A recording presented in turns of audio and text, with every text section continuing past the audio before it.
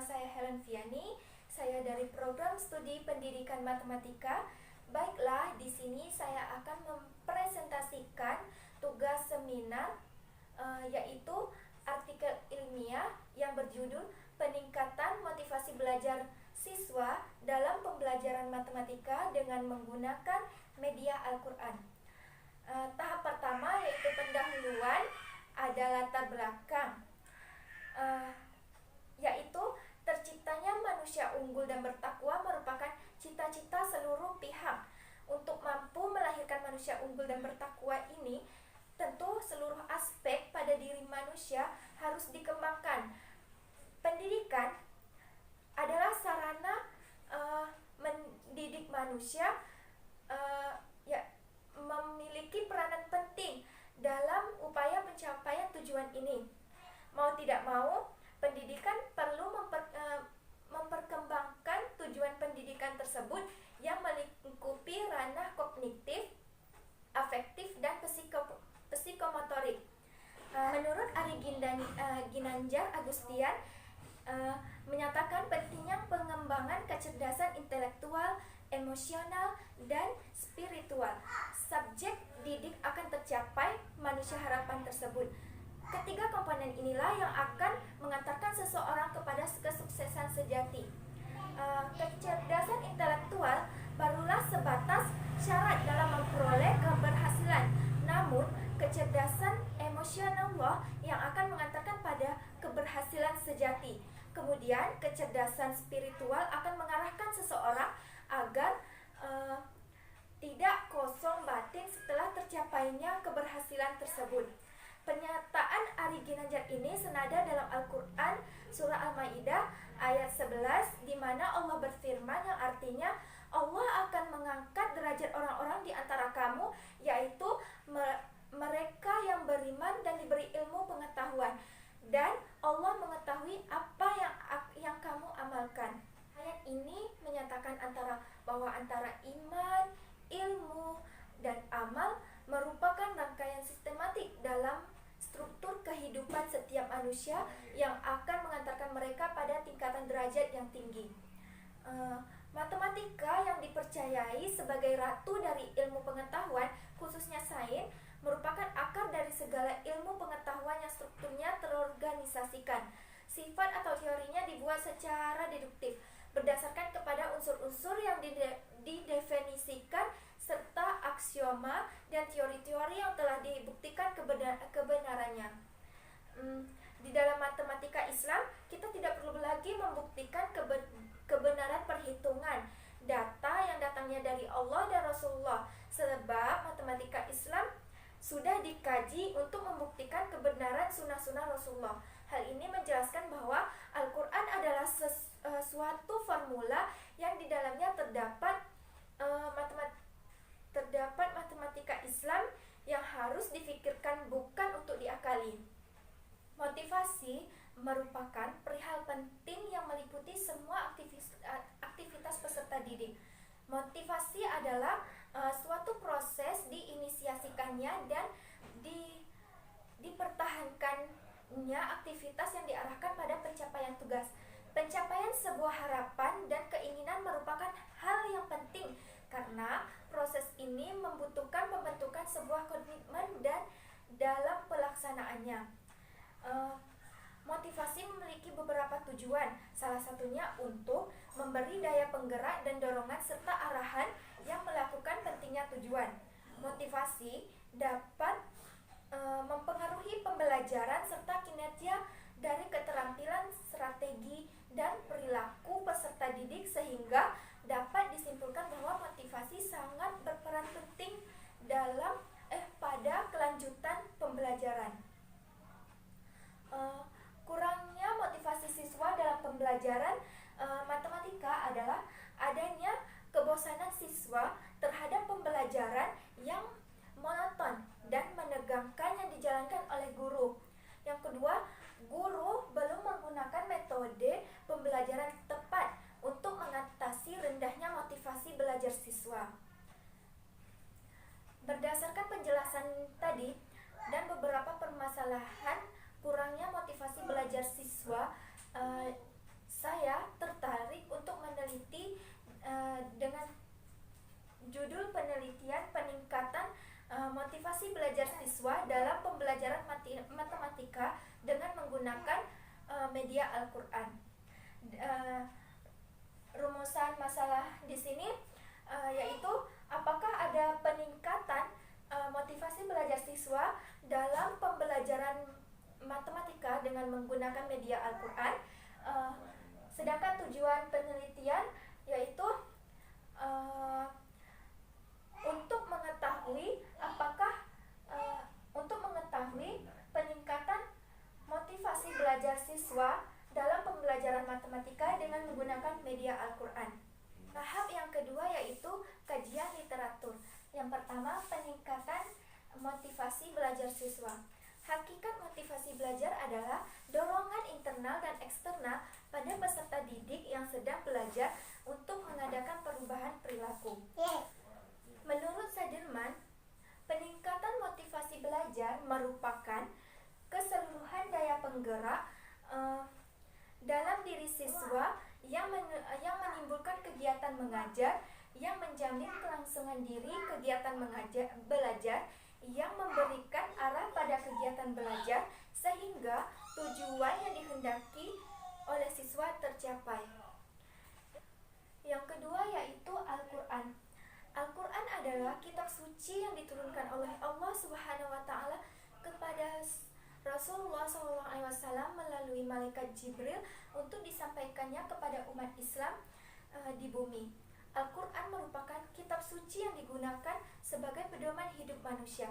Maka dari itu Al-Quran disebut sebagai hidul linnas, yaitu petunjuk bagi seluruh umat manusia tanpa memandang bangsa, suku, atau golongan manusia. Sedangkan ilmu Al-Quran merupakan ilmu yang mempelajari segala hal permasalahan yang berkaitan langsung dengan Al-Quran, sebagaimana firman Allah yang dijelaskan dalam Al-Quran surah Az-Zumar ayat 39 ayat 1 yang artinya, kitab Al-Quran ini diturunkan oleh Allah yang maha perkasa lagi maha bijaksana. Tahap yang ketiga yaitu metode penelitian. Metode yang dilakukan pada artikel ini ialah metode kajian literatur. Data yang diambil dalam artikel ini diperoleh melalui studi literatur, yaitu berasal dari penelitian terdahulu, buku, dan artikel. Pencarian literatur ini dilakukan dalam bentuk pengumpulan sumber-sumber bacaan berupa referensi primer maupun sekunder, seperti jurnal, skripsi, tesis, buku, dan sumber internet, guna mendapatkan teori, gagasan, dan ide temuan baru agar dapat mendukung kajian yang relevan. Bahwasannya penggunaan media Al-Quran ini dapat meningkatkan motivasi siswa dalam pembelajaran matematika. Tahap yang keempat itu yaitu hasil dan pembahasan. Pengumpulan data dalam penelitian ini diperoleh melalui pengamatan atau observasi, kuesioner atau angket, dan dokumentasi. Kuesioner atau angket digunakan untuk mengetahui seberapa tingginya motivasi belajar matematika siswa setelah diberi perlakuan yang berbeda dengan menggunakan media Al-Quran dan tidak. Angket ini bersifat tertutup, di mana angket disajikan dalam bentuk pernyataan yang ditentukan sehingga responden diminta untuk memilih satu jawaban yang sesuai dengan karakteristiknya. Sedangkan dokumentasi ini digunakan untuk memperoleh data yang dibutuhkan oleh peneliti. Hasil penelitian Homzah Al-Sina pada tahun 2010 yang menjelaskan bahwa terdapat peningkatan motivasi belajar peserta didik dengan pendekatan matematika interkoneksi Al-Quran. Dan hasil penelitian Naili Darajati Latifah pada tahun 2015 yang menjelaskan bahwa juga terdapat peningkatan motivasi belajar peserta didik dengan penggunaan metode SYGI dengan ayat-ayat Al-Quran.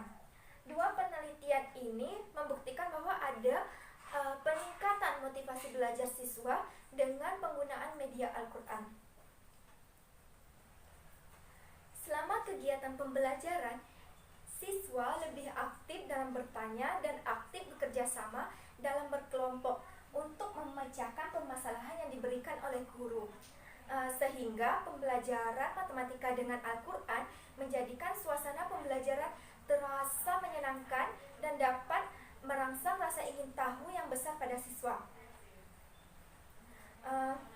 Pembelajaran matematika dengan Al-Quran ini bukan menunjukkan lemahnya ajaran Islam sehingga harus dikait-kaitkan dengan ilmu pengetahuan, melainkan untuk menambah keyakinan bahwa pengetahuan itu penting dan baik serta bisa mengantarkan kepada kebaikan yang hakiki, meningkatkan keimanan dan kedekatan kepada Allah Subhanahu wa taala.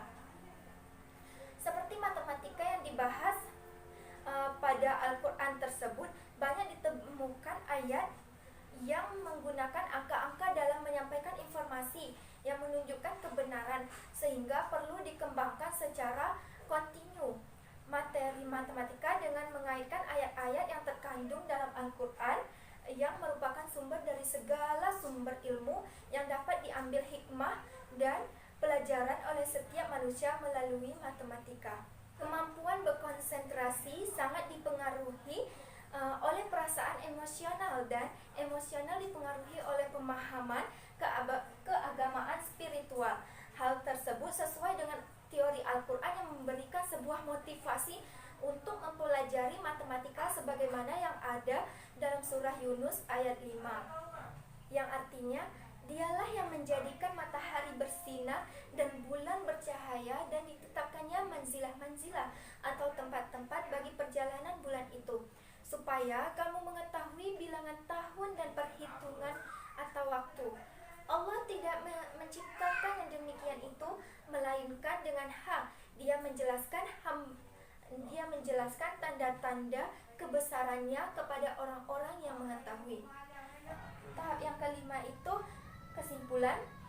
Berdasarkan hasil dan pembahasan yang telah diuraikan, maka dapat disimpulkan dengan menggunakan media Al-Quran dalam pembelajaran matematika dapat meningkatkan motivasi belajar matematika. Dengan menggunakan media Al-Quran, siswa lebih aktif dalam bertanya dan aktif bekerja sama dalam berkelompok untuk memecahkan permasalahan yang diberikan oleh guru, sehingga pembelajaran matematika dengan Al-Quran menjadi suasana yang sangat menyenangkan dan dapat merangsang rasa ingin tahu yang besar pada siswa, dan muncul rasa antusias yang tinggi untuk mengikuti pembelajaran matematika dengan Al-Quran, sehingga dapat mendorong rasa ingin tahu yang besar untuk memahami materi yang disampaikan. Baiklah, dengan terselesainya artikel ini, saya mengucapkan terima kasih yang pertama kepada Allah Subhanahu wa taala yang telah memberikan saya hidayah sehingga saya dapat menyelesaikan artikel ini. Yang kedua, saya mengucapkan terima kasih sebanyak-banyaknya kepada Bapak Febrian selaku dosen pengampu saya. Yang ketiga, kedua orang tua saya yang mendukung dan yang selalu mendoakan saya ketika saya kuliah. Yang keempat, saya juga berterima kasih kepada teman-teman yang turut membantu saya, menginspirasi saya dalam pembuatan artikel ini. Mungkin itu saja yang dapat saya sampaikan dalam presentasi ini. Saya ucapkan terima kasih sebanyak-banyaknya. Saya akhiri dengan wabillahi taufiq wal hidayah. Wassalamualaikum warahmatullahi wabarakatuh.